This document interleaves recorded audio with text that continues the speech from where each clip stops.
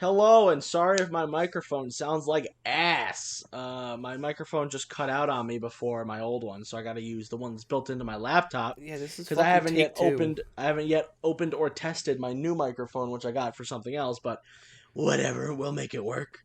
So, hello, fellow film buffs, and welcome to Box Office Losers. I am your host, Hunter Van Leer, but I'm joined by my co-host and fellow cinephile, Zachary Wow, Droll. you were botching this intro. Dude, I'm just not in it today, man. I'm not in it.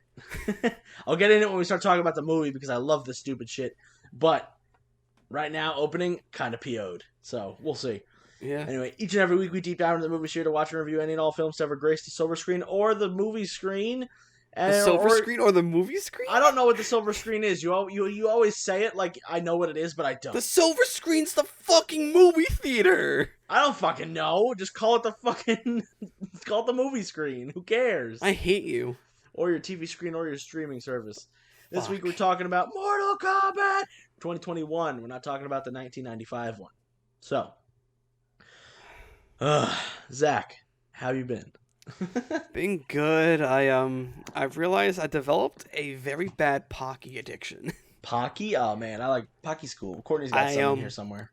I went to the H Mart in Hicksville, and they had like that big family size pack for like $3. Nice. I bought 9. Oh my god. Oh my god. That's so much Pocky. I know. I love it. It's a nice little treat. So, but then I went to round 1, which is the nice little arcade here. Yeah, nice. I still have yet to go. I want to go at some point soon. Are the dance machines still like unusable? No, they're open. That's good. I mean unusable as in like there's so many people crowding around them. Oh, depending what day you go. Okay, I want to find a day that's like not crowded because I want to play those machines without being interrupted by the fucking mega nerds who are like so good at it. You know what I mean? I was there yesterday, so like Tuesdays are a good day. Okay, cool. Yeah. How about you? What have you been up to? Besides my microphone eating a big fucking dick, I'm pretty good. Also, I should also put a note that we have a new social media platform, but Hunter refuses to fucking post on it. I don't use TikTok. Bullshit, you don't. I made videos months ago, and I don't like making videos, but I just watch TikToks because I'm, a children of the media. Introduce yourself on the... Hi, look, it's me, Hunter. There we go, I did it. This is the shit I go through every week, guys. Every week. We argue before the show starts, and then we argue during the show. That's the best part of it, dude. What do you mean? Other than that, Mortal Kombat is a 2021 American martial arts fantasy film directed by Simon McQuoid. Yeah, in his feature directorial debut. That kind of explains a lot. From a screenplay of Greg Russo, right? Is that Russo or Yeah, it's Russo. Yeah, okay. And David Callaham. And a story by Russo and Oren Uziel, thank you. It is based on the video game franchise of the same name, created by Ed Boon and John Tobias. Serving as a reboot to the Mortal Kombat film franchise. Hell yeah, man. This movie was so bad, but so good. I love it. Yeah, absolutely, 100%. You gave it a generous rating. I gave it the most generous rating anyone has ever seen.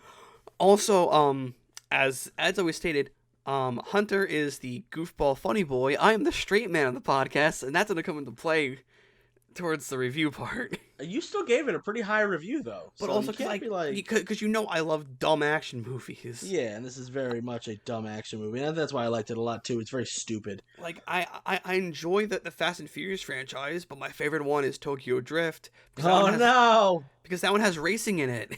That's fair. It's the only one besides like the first one that has racing in it. Hey, Tokyo Drift's a good one. It's okay. Hunter, do you want to read this cast? Because I'm gonna you're gonna be physically unable.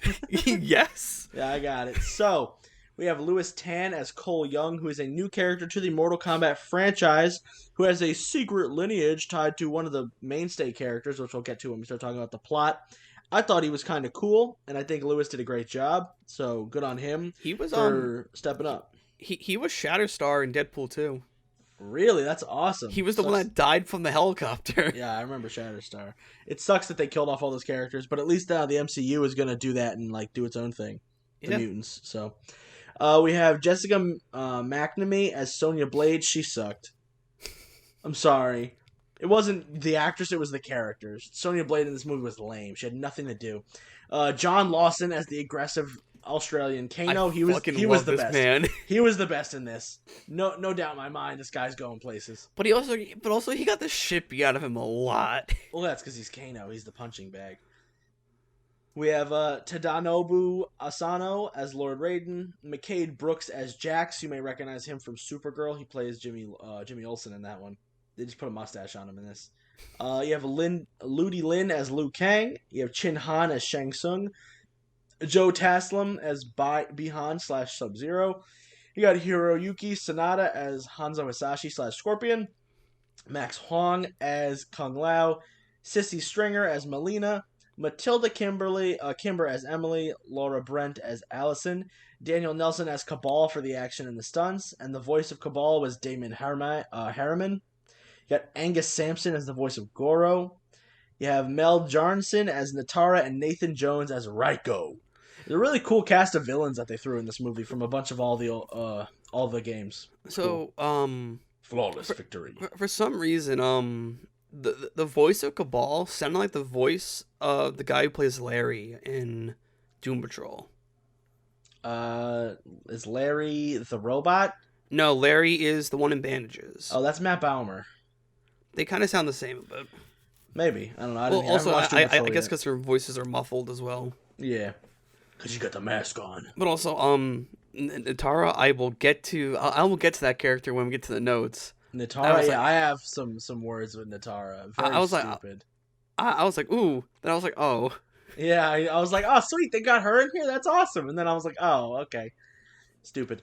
Anyway, so let's talk about the budget of this movie. Only $55 million. That's pretty good for what they did. This movie is really gorgeous. In some areas. Oh well, yeah, I know. There's some like a lot of the CG monsters look really cool in my opinion, and a lot of the like fighting stuff looks cool. There's a couple things that were like very meh, but if you think about it, a lot of the sets were very cheap. One was a gym, one was a barn, and the other one was like a cave.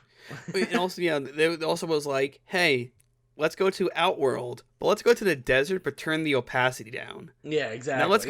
Now let's go to that same desert and turn the color back up. Exactly, dude. That's how you do it, man. That's how you do it, Zack Snyder style. but what sucks is because this film did come out during the COVID era, which is still happening. It only got 51.1 million at the box office. Well, it came out freaking Friday, so we still got time. And you and your boys are gonna go watch it today as a filming, so you're gonna get a little bit more money. Yesterday as a filming. I'm seeing it Thursday. Oh, I thought you were seeing it today. No. So tomorrow as a filming. Yes. Okay. Do you want to read the notes? Because I'm going to butcher names like no other. Yeah, so let me pound through some of these notes. So in 1997, Robin Show's original Mortal Kombat contract was a 3-picture deal, and Threshold Entertainment, its production on the second sequel was initially scheduled to commence shortly after the release of Mortal Kombat Annihilation. But it was shelved due to Annihilation's poor reception and disappointing box office performance. Attempts to produce a third film since have remained stuck in development hell with numerous script rewrites and storyline, crew, and cast changes. A November 2001 poll on the official Mortal Kombat website hosted by Threshold asked fans which characters they believed would die in the third movie. The 2005 destruction of New Orleans by Hurricane Katrina greatly affected one of the film's planned shooting locations, and in 2009, a bankruptcy court lawsuit saw Lawrence Kasanoff suing Midway Games while mentioning that a third film was in the works. Warner Brothers, which became the parent of New Line Cinema in 2008 after over a decade of both operating as Time Warner, ended up purchasing most of Midway's assets, including Mortal Kombat. So the third planned film was actually titled Mortal Kombat Devastation, and it was initially in development with Christopher Lambert, Lindy Lyndon Ashby, Adani Marapes, Robin Shaw, who we talked about, and a bunch of other cast members. And they were hired to play Raiden, Johnny Cage, Quan Chi, Liu Kang, Scorpion, Sub-Zero, Jackson, Shang Tsung, respectively, for all the names I mentioned before that I was unable to continue. Talisa Shoto and Sandra Hess were in talks to reprise their roles as Katana and Blade, with Matthew Marsden, who was going to come back as Stryker, while Dolph Lundgren was going to play Shao Kahn. Ooh. But no, none of that. Obviously, none of that happened because that was supposed to be for the third film in the franchise, but it ended up getting canned. But since its release, Dolph Lundgren was supposed to. He was supposed to be Shao Kahn. I feel like he would be a better fit for Johnny Cage. Shut up. You're wrong. Fuck. Dolph what do you Lundgren? mean I'm wrong? You're telling me Dolph Lundgren is going to be John... No, get out of town, dude. Dolph Lundgren is like, I am Dolph Lundgren. Like, very Arnold Schwarzenegger-esque. I don't want to see Johnny Cage... You can get him a fucking... a talent coach to get goddamn proper voice, like, enunciation for English. It's too late now, and it's probably going to be the guy that we'll talk about later. But since the release of the Mortal Kombat movie in 1995, Mortal Kombat has undergone a critical reevaluation. Many critics feel that it is one of the best video game adaptations due to its respect towards the source material. The well-crafted action sequences and now iconic roles, the film is now considered a cult classic, even though it's poopy. But obviously, we have a new film in the franchise as a reboot. So, Zach, if you want to pick it up here in 2015. Is that in 2015? Yes. In 2015, on the film's 20th anniversary, The Hollywood Reporter published an article containing interviews with various cast and crew members, including actor Robin Shaw, producer Larry Kasanoff, director Paul W.S. Anderson, and composer George S. Clinton. That describes the troubled production. Although The Matrix has been cited as Hollywood's first film to employ the wire fu, a tradition that hails from Hong Kong cinema. During the fight sequences, this is such as an incorrect statement. Paul W.S. Anderson stated in the interview that if you look back at Mortal Kombat, it was the first time those big Chinese wire gags were used in a Western movie. Obviously, The Matrix did that to the 9th degree several years later, but at the time, Mortal Kombat was very cutting edge. In addition, the film's fight sequences have been critically praised due to their Hong Kong influences, as editorials that discuss the work from Paul Anderson on Rotten Tomatoes labeled some of the fights as iconic, with bloody disgusting commented that thanks to the connect speed in which the actors are moving, the high octane music, and ironically the movements of the camera, each fight is given amplified feeling of the aggression. Particularly praising the Scorpion, Johnny Cage, and Liu Kang and Reptile fights. Yeah, man, those were really cool back in the day. I was able to get through that without flubbing up lines. Yeah, man, it was great. I felt good. I'm not reading again, though, because I will fuck up everything else. Yeah, so in 2010, director Kevin Tascherone released an 8-minute short film titled Mortal Kombat Rebirth, made as a pitch to Warner Brothers of a reboot of the Mortal Kombat film franchise. In 2011, New Line Entertainment and Warner Bros. Announced that he was hired to direct a feature-length film for the screenplay by Mortal Kombat Rebirth writer Oren Uziel, who ended up writing this one, with an intent on aiming it for it to be an R rating. Shooting was expected to begin in 2012, with a budget projected at $40 to $50 million and a release date of 2013. However, this project was ultimately delayed due to budget constraints, and what was his first name? I don't want to say his last name. Kevin began working on the second season of the web series Mortal Kombat Legacy until problems in the film had been sorted out, but he quit the film production as of October of 2013. Why didn't you want to say his last name? Oh, wait. Because it's really hard. Oh, okay. It's cool. Tancharon or something like that. Okay, yeah. James Wan signed on as the film's producer in August 2015, with Simon McQuoid was hired as director in 2016, with some of the making his feature debut, like you said before, with Greg Russo writing the script. Russo tweeted in 2019 that the film script was complete, and in May of 2019 it was announced that the film had entered pre-production and will be shot in South Australia, with a released it with a release date of March 5th, 2021. Hey man, he wasn't that far off. Yeah. That's pretty cool. Russo tweeted in July that the film would indeed 2019 film indeed have an R rating and oh my god, and that the game's fatalities would finally be on the big screen. Yeah, like kind of. There was like 2 with Mortal Kombat, like you have to make it an R-rated movie. There's no ways around it. Oh yeah, it has to be like hard. So in 2021, McQuoid revealed the film came quite close to the line of getting an NC-17 rating by the Motion Picture Association, saying in full, "We had what we had to be a bit Oh my god, what we had to be a bit careful of was." Okay, way to phrase that weird. You can get an NC-17 territory pretty quick. It's different in a video game when it's not real human beings, but when you move across to reality, a different set of things starts to happen in your mind, and you start getting rated slightly differently. So there were certain things that were in the game that mean in the film would be unreleasable, and none of us wanted to do that. So we were balancing that stuff all the time. And there's some stuff that you see that really gets quite close to the line, but we didn't want to go there. He said, meh, seemed kind of lame. Well, so it sucks that they weren't able to get everything in there. Well, see, like when I saw the gore of this film, it kind of reminded me of like the Kick-Ass movies, where those were like over the top, just like bloodbaths. Yeah, which is like good because it's cheesy gore. Mm-hmm. It's campy gore. It's very Evil Dead. Yeah. Do you want to pick up the rest of them because I'm gonna butcher? Yeah. That first name.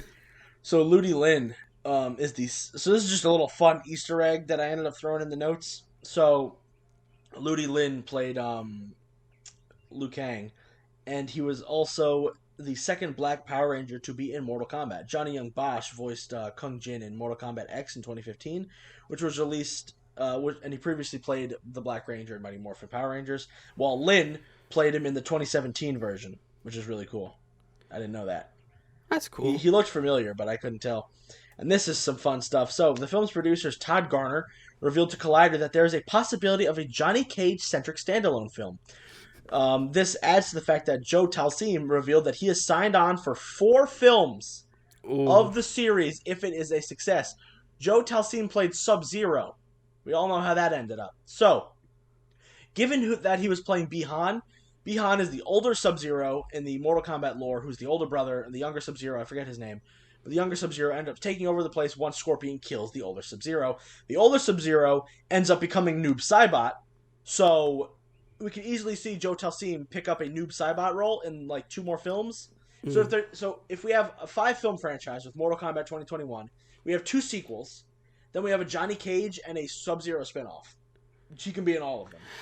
I would like to see him do this. Instead of doing like just standalone Johnny Cage movies, do like just like short little things on HBO Max. Well, no, it was just going to be one standalone Johnny Cage movie. Okay. The other 4 movies, it's going to be a Mortal Kombat trilogy, I assume, and then 2 solo movies, and one of them seems to be a Johnny Cage one. But I don't think the guy who they want can actually hold his own movie. We'll see.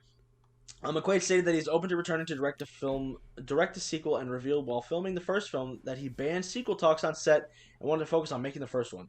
Co-writer Russo told Collider that he sees the reboot as a trilogy, and the first film as a pre-tournament, the second film with the tournament, and the third film with the post-tournament. Makes total sense, because there was no tournament in this movie at all. So.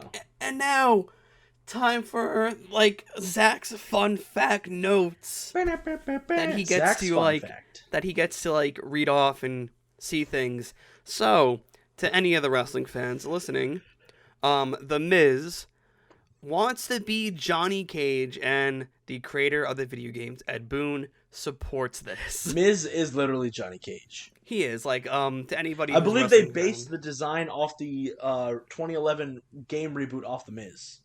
I believe that's what they did. That's dope. Yeah, because they look very similar.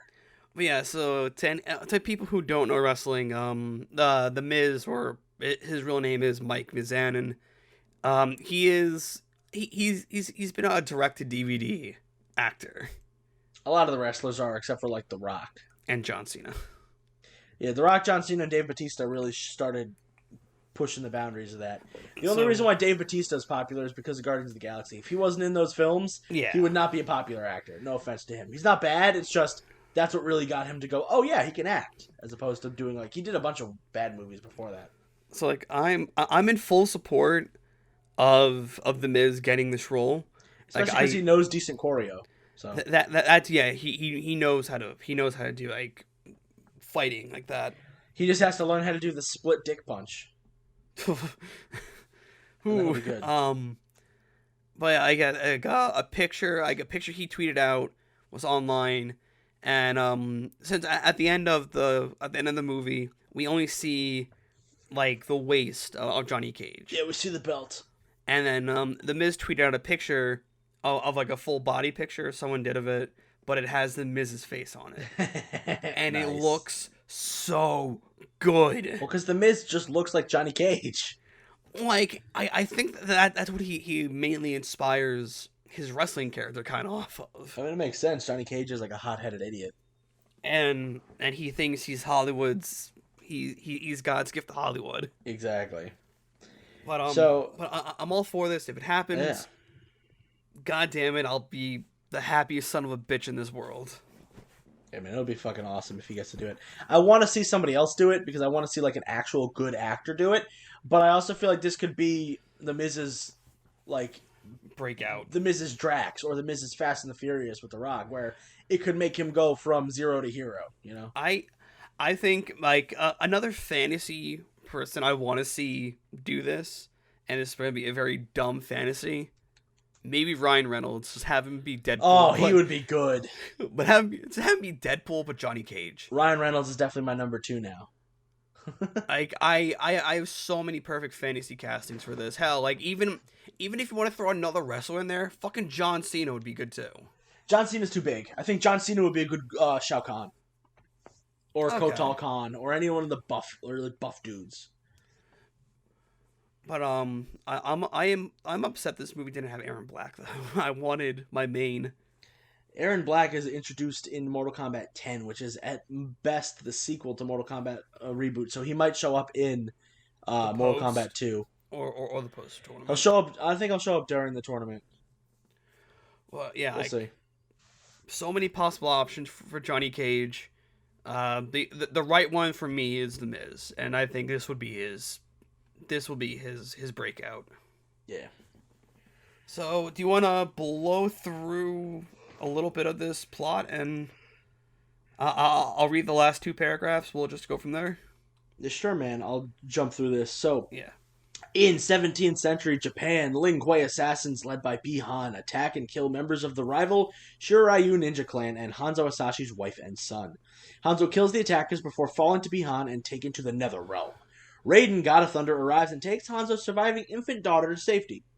In the present, the realm of Outworld has hold on, let's give it a brief pause. In the present, the realm of Outworld has defeated Earthrealm in 9 of 10 deathmatch tournaments called Mortal Kombat, intending to conquer it. However, an ancient prophecy is uncovered, stating that the blood of Hanzo Masashi will unite the new generation of Earthrealm's champions to prevent Outworld's victory. In the lore of Mortal Kombat, you have a tournament every year, and if you lose 10 in a row, you get your whole planet murked. So, oh, cool. Yeah, so that's why Raiden was like, we gotta protect Earthrealm, because like, if they lose one more, they're fucked. So, damn. Yeah. Aware of this, soul-eating sorcerer Shang Tsung employs warriors to kill Earthrealm's champions identified by a distinctive dragon mark before the next tournament begins. Meanwhile, Cole Young, a former MMA champion, and his family are attacked by Bi-Han, now known as Sub-Zero. However, Special Forces Major Jackson Briggs rescues the Youngs, directing them to safety and seeking out his partner Sonya Blade, while he stays behind to fight Sub-Zero, who freezes and shatters his arms. Cole tracks Sonya to her hideout, where she is interrogating a captive mercenary named Kano. She reveals that she and Jax have been investigating the Mortal Kombat's existence, and that the dragon mark can be transferred to anyone who kills the original bearer.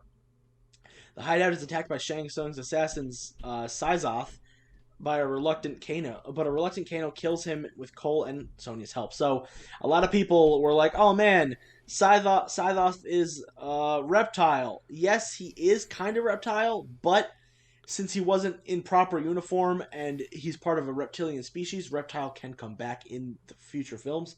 We'll get there later, though. Yeah. They then travel to Raiden's temple and meet Earthrealm champions Liu Kang and Kung Lao, R.I.P., before being brought to Raiden himself, who is critical of the newcomers. Flawless victory. I'll get flawless victory. I'll get to a lot of the Mortal Kombat lore and what could happen with the sequels with certain characters that die that shouldn't have died. I'll get there when we get there, unless they just totally spin it off and don't do any of that. But we'll see. They're joined by Jax, who Raiden rescued and fitted with a set of mechanical arms, little bones. Shang Tsung attacks the temple alongside Sub-Zero and Mileena, but Raiden erects a shield to stave them off. While Sonya trains and encourages Jax to fight despite his condition, Cole and Kano train with Kang and Lao, or Liu Kang and Kung Lao, to unlock their Arcana, stupid. A special power unique to the Dragon Mark bearers, also stupid. During an argument, Kano awakens his Arcana while Cole is unable to awaken his despite his persistence. I got fucking laser beams! Disappointed with his lack of progress, Raiden allows Cole to return to his family, revealing that he is the descendant of Hanzo Hasashi, the Scorpion. Shang Tsung gathers his boys, Sub-Zero, Mileena, Raiko, Natara, Goro, and Cabal for another assault on the temple. Learning that Kano is among Raiden's champions, Cabal convinces Kano to defect and remove the shield, because Kano's a bitch. Allowing the Outworlders to attack, during which Kung Lao battles and kills Natara, flawless victory, while Jax awakens his big robot arms, which is such a stupid power, because, like, what if he didn't lose his arms? What would his power be? How did the powers work? We don't know. He would just be a strong boy. Concurrently, the Youngs are attacked by Goro, but Cole awakens his Arcana, which is fucking awesome, we'll get to that, kills him before returning to the temple to help repel the attack. Shang Tsung and Sub-Zero are infuriated when Raiden discloses Cole's bloodline before he teleports most of the Earthrealm fighters to the Void. A safe place, it was just weird, it was just like a green screen, a safe space between realms. Kung Lao, however, sacrifices himself defending Cole from Sub-Zero before Shang Tsung takes his soul. After mourning Lao's death, Cole proposes a plan to force Outworld's champions into a single combat with Earthrealm's champions before neutralizing Sub-Zero together, forcing the tournament Shang Tsung, right? Shang Tsung. Oh, Shang Tsung, thank you. Don't pronounce the T. Okay. Try to prevent Raiden. Raiden agrees, giving Cole's Hanzo's Kunai. Thank you. Sorry. Dagger thing. Before transporting him and his allies to their targets.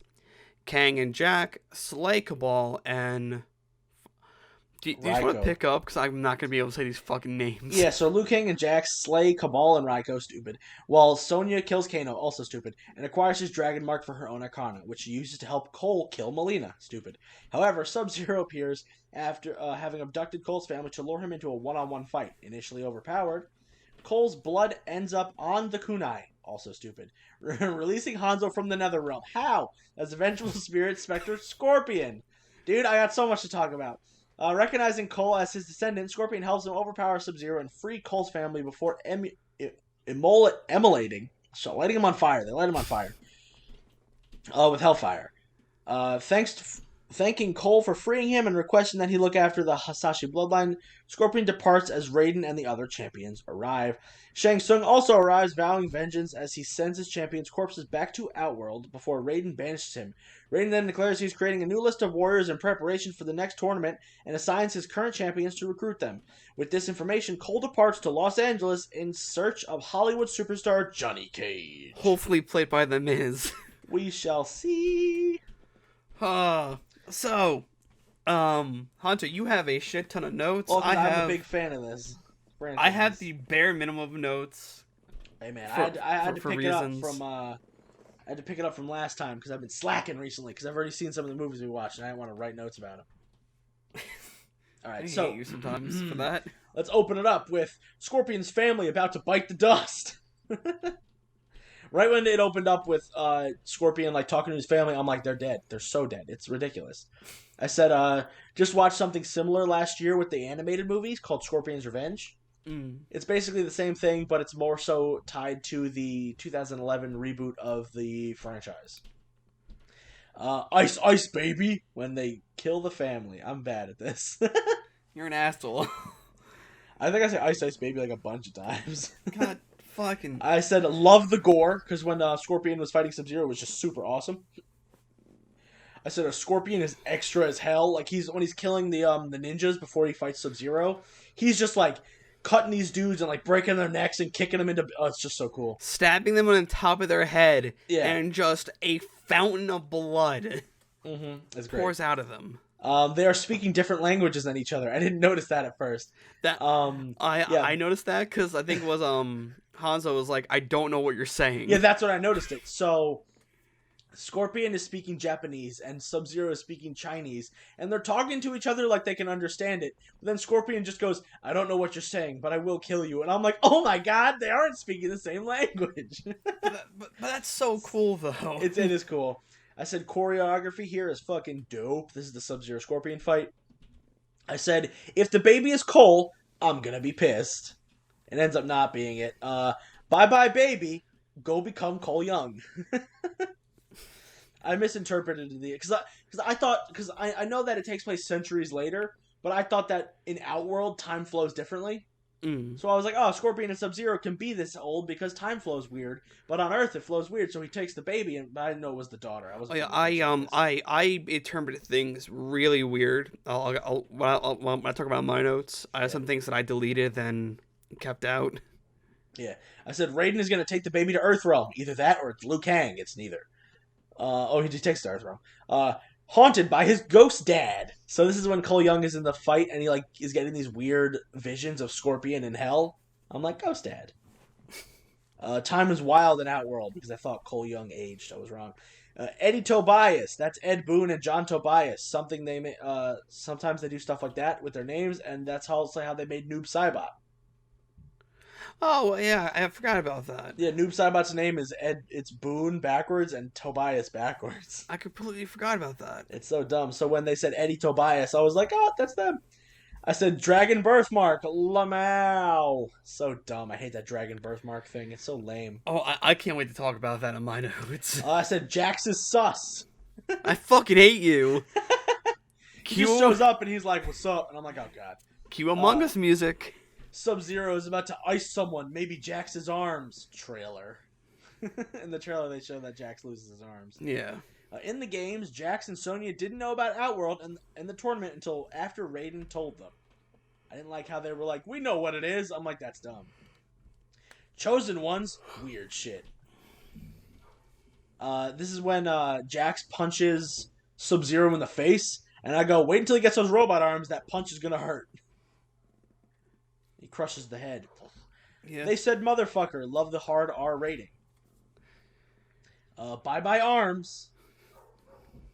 Here we go. Sucks Johnny Cage isn't here. Means we might not get Cassie in the sequels. Sub-Zero's actor said he signed on for 4 additional films. Whether they be sequels or spin-offs, it's still awesome news. Yeah, it is, definitely. We got a bunch of Easter eggs throughout this film. So we got Nightwolf and Kotal Khan Easter eggs when Sonya Blade is explaining to Cole what's going on with the marks and stuff. So that was really cool. Like, oh, these champions from these other times, and they show straight up Nightwolf and Kotal. It's dope. Mm-hmm. I said Cole calling the bullshit. LOL. He's just like, that sounds dumb, and I'm like, yeah, it is. Kano still has 2 eyes. Wait for it. Turns out he doesn't lose his eye. He just gets scratched in the face. Lame. Well, when he comes back, he'll have that eye. Well, potentially. Because I'll talk about everyone coming back at the end. Reptile time. I said, hate that design. He's way too reptilian. In the Mortal Kombat games, he's just a dude with a reptile head. Kano wins. Yeah, he's a Kano wins. So cool. I love the, like, they say flawless victory. They say all that stuff. Fatality is really cool. I was waiting for someone to yell, finish him. Someone did. Oh, shit. Yeah, I forget where, but someone yells, finish him. And I was like, yeah. I think I might yell it out somewhere in here. Kano isn't that shitty in this, and I love it. Usually he's a cringy bad guy. In the comics. In the video game, he is like such a prick. In this, he's a prick, but we love it. He threw a fireball. I love dumb shit. I knew it was Liu Kang, but Kano just gets hit with a fireball, and it's like, oh my god, what? Liu Kang is a fucking weirdo. In this film, like, he doesn't really blink, and he stares at you like, hey, I'm a monk that shoots fire. Y'all ready for this? It's just so weird. Yeah.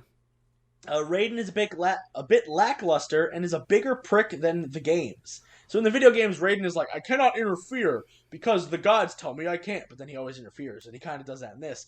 But in this, Raiden is just kind of a bit of a poopy head. I don't like him in this movie. I can agree with that. Hat teleport. I love the stupid shit. Still going on with that. Katana's fans are in Raiden's temple. Where's she at, though? Katana is the original clone, is the original, and Melina's the clone. So, where's Katana? Where's the chapstick? Bing, bing, bing, bing, bing, bing. This movie is just shitting on Kano, the movie. It is. They beat him up. They yell at him. They kill him. It's just so... There's that scene where... I love the training montage. Yeah, where he's like, Twitch can't do it again. Yeah. He jumps and goes, ah, fuck. Yeah. He jumps and it's a fake out and he goes, ah, fuck. And it's so good. I can watch that moment over and over and over again. That was so good. Lasers are magic. That's kind of cool. Baby Ain't Cole was Ancestor, though. That's cool.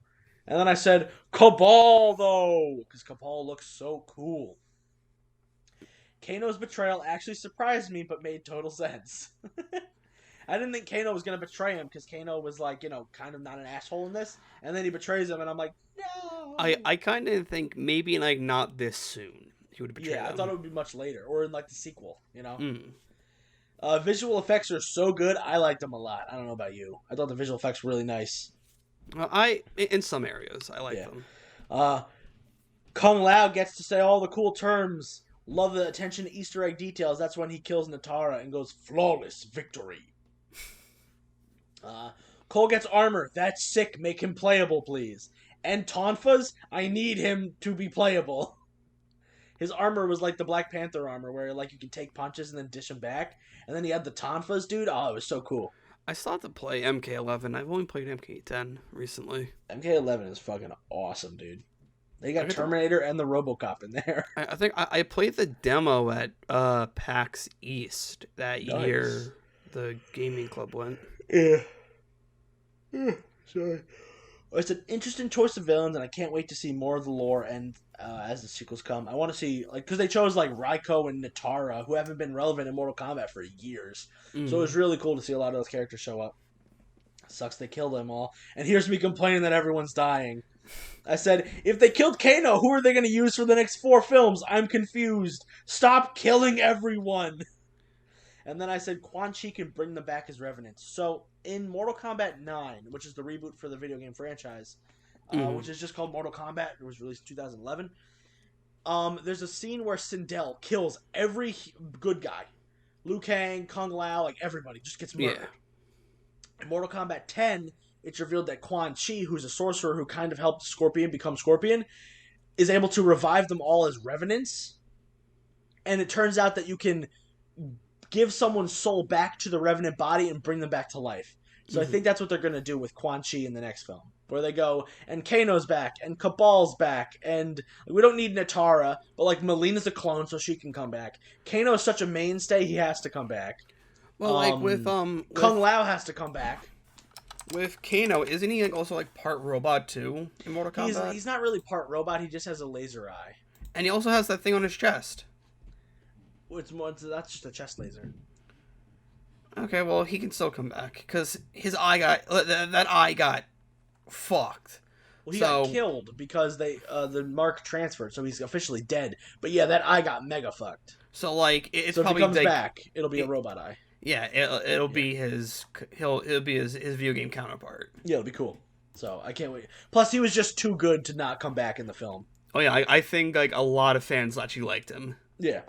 Then I said, "Here comes Scorpion, get over here!" And then I said, "Johnny Cage!" Alright, that's me. This is my mid-movie notes. Sorry if my audio's poopy. So, I have a lot of, kind of shitty notes.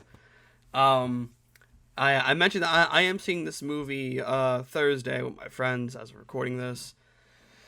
Hanzo from Overwatch? Leave. I'm sorry, I had to, man. Did you? Yeah. I made the same joke when I was watching the movie. I know that a lot of people didn't like the lore of this movie because it rewrote history in a way, but I enjoy this. Mortal Kombat always does that shit though. This is when Hanzo punches a guy in the dick. Yeah, he just straight up punches his dick. I was like, oh no. So when the opening was happening, I think when the mother was checking on the baby after the little boy went in. Yeah. And she mentioned it was really cool. I'm like, oh, is this little baby is this little baby Sub-Zero? Nah, man. But then I put two and two together. Yeah. Raiden opening the Bifrost. Facts. Yo, it's the man Jax. Jax is fire in this film. Why does the Outworld look like the bridge to Asgard gave up? Yeah. Those are the only two Marvel jokes that I realized. So in this world, the game does not exist. Kind of sad. What do you mean the game doesn't exist? Well, no. If you think about I always put in perspective of, in certain worlds, do certain actors who are portrayed by those people do not exist. Okay. So so does a fighting game like Mortal Kombat not exist? Well, yes, because you're inside the world. Well, yeah, it's kind of no one knows about it because it's a secret. It's a secret thing. Well, I put that in my head. Kind of like if you see the Avengers, is that a world where Robert Downey Jr. does not exist? I feel like Robert Downey Jr. would exist, but they look the same. So. Here's another funny thing. I thought the little girl was his sister. Then I saw him open mouth kiss her mom. Yeah. I was like, oh. Yeah, I was like, oh, it's like his little sister. And then he's like kissing the mom, and I'm like, that is. I thought it was his niece at first, the little girl. I thought it was his sister, and the mom was his mom. And then I saw the open mouth kiss, and I'm like, okay. I knew the mom wasn't his mom. I thought it was his sister or his girlfriend. I thought I didn't know that was his daughter. I thought it was like an adopted daughter or like a stepkid. Well, I thought it was the mom adopted him when he was teenager, and they look the same age. Moms look young nowadays in some cases. Well, that's because moms get young, but it's different. It's too young. That's Cole young. Then I said, oh shit, Sub-Zero about to fuck up somebody. Yeah, and he does. Yeah, he drops a fucking ice brick on someone's head in the middle of the road. Yeah, dude.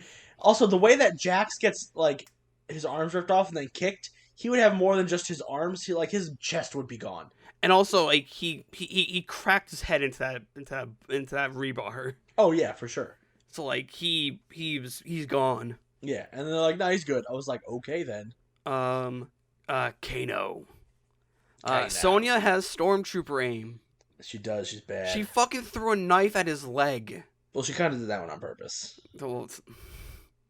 They said that later. So I'm kind of loving the game references. And here's the thing. I wonder how many geeks are going to get that symbol tattooed on them now. Oh, God. Too many. People already have it. That's not a new symbol. They used the lore. I'm talking about in that type of way, where it's kind of like a burn mark. Oh, I don't know. That'd be not good. Because for me, I'm one to talk. I have a Borderlands tattoo, mm-hmm. and it's the Vault Hunter symbol, but it looks like it's been branded into me. Nice. And it's my favorite tattoo. I like this guy. I like it, but just yeah. Kano getting fucked up. He always does. I saw a continuity error, but I'm choosing not to say what it was. I want to know what it is. I'll tell you after we're done recording. Stinky. Natara can take me on any day of the week. Dude, she was good looking, and then she just gets killed, and I was like, then I said, then Goro, what the fuck? And Natara's dead. Yeah, she shows up and she gets axed. I was like, okay. I was like, way to be powerful. To be honest, she gets the only fucking fatality from a video game in a way. Not true. There's 4 fatalities in this. But it's the only one that I actually fully. Yeah, you get the Kung Lao fatality, you get the Jax fatality where he crushes the head, you get the Liu Kang fatality where he uses the dragon to eat you. And you get the Sub-Zero, you get the Scorpion fatality with the fire. And I said, then flawless victory. I fucking can't. Because he was untouched. I was like, are you kidding me? That's funny. And I brought this up. Cabal kind of sounds like Larry from Doom Patrol, like the actor himself who sounds like him. Yeah. That Get Over Here was perfect. Yeah, it was real good. And then my last bit of notes, as I mentioned again, I'm on the campaign train to get the Miz to be Johnny Cage. That's fair. I wouldn't be opposed. I want it to be an actual actor, but if you want someone that knows good choreo, I'm down with it. And also someone who can just easily play Himself? who can easily not have to turn a switch. He could play a character that he's been doing for a long time. Yeah, so it should come naturally. Yeah. I just got a bloody nose. You're gonna have to continue the show without me real quick. I'll be right back. I got tissues in my room. I just gotta go to the other side. I'm gonna read the bad review then. I got a bloody nose. Okay, so the reviews on Rotten Tomatoes, it sits at a 55% from critics and an 87% from the audience. I think that might have changed actually with the critics review. I'm gonna double check that real quick for you guys. Okay, never mind. Yeah, it sits at a 55 from critics and an 87 from the audience, with an average rating of 5.6 out of 10. The site's critics consensus reads, largely for fans and the source material largely for fans of the source material, but far from the fatality flawed Mortal Kombat, revives the franchise in appropriate violent fashion. He's not back yet. Oh no. Okay, so hold on. Oh. All right, I can hear you. I can't put my headphones in because I got blood all over my hands. Okay, so read good review. Read my good review. Okay. Read the good review. Yeah. So from Chris Stuckman, from chrisstuckman.com, also YouTube stuff. Most Mortal Kombat fans, especially hardcore Mortal Kombat fans, will find enjoyment in this film. I certainly laughed a lot and had a lot of fun while people were being brutally killed. Same, dude. Me and Chris Stuckman are the same person. And I gave this a little bit of a lower score. This is from James Bartonelli. We had him last week for another review. I don't think he likes movies. I don't think so either. So I want to give a side note to the bad reviews. I couldn't pick between the worst one, and you know me, I picked the worst ones. I'm gonna read off this bad review. Then I'm also gonna read off the other ones. This also kills time for Hunter to fix himself. I'm not gonna be able to fix myself, but it's only 2 seconds, so we're good. All right. So, but I'm gonna read the other bad reviews as well. Sounds good. I found. Okay, so as I said, this is James Bartonelli from Real Views. Mortal Kombat is sickly made, but hollow, offering little to anyone who isn't deeply invested in the franchise. It may be a good tie into the video game series, but it's a bad motion picture. That's fair. Fuck. So, here are some of the other reviews that we want to pick from, but we decided to go with that one for the most harsh. This comes from Brian Lowry of CNN.com. Mortal Kombat is a tolerable exercise in mythology and world building, but build up to that point. But then the movie devolves into an extended training sequence, and the story, such as it is, sort of grinds to a halt. That's facts. Another review. This is Ben Kensingberg from New York Times. With so many characters, the movie spends too much time on discovery and not enough on showing those powers in action. Agreeable. Here's a very funny review from Chris McCoy of the Memphis Flyer. Well, it's better than Angry Birds. I'll give it that much. That's a low bar. It is very low. And then the last review of E.J. Morin of Flickering Myths. The dedication to the iconic video game is admirable, and there's some standout moments, but the intent on setting up a universe rather than telling its own story bogs it down. Fair. All right, now, Hunter, what is your review of this film? So I gave this film 10 aggressively Australian men named Kano out of 10. And yes, I know, that is ridiculous. Yeah. Do you want to fucking explain why you gave it that? So I said, this was absolutely stupid and does not deserve a perfect score, but I loved every second, and you can't tell me it wasn't entertaining. The action is amazing, the visuals are clean, and the Easter eggs are aplenty. I'm down for so many more of these ridiculous films. Give me Moss! For me, I'm very critical, but I gave this a fair rating. I'm Give giving it a this more than fair rating. It's a fair rating.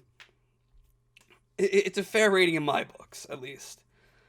I gave this 8.5 Goro fucking up a truck out of 10. And for me, as I am the straight man of this podcast, and that comes into play with this film. Is this film fun? Fuck yes. But is it perfect? Not at all. My big gripe about this film is the pacing. I'm not saying it's too slow, but it was just too fast. And how it got to everything. But now, with tomorrow, Thursday, I'm going to see this film, my brain turned off, and I can't wait.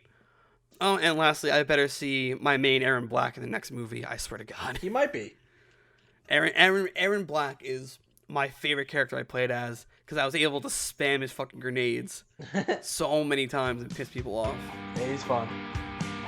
But I will kick us off with this outro so Hunter can not talk with what he knows.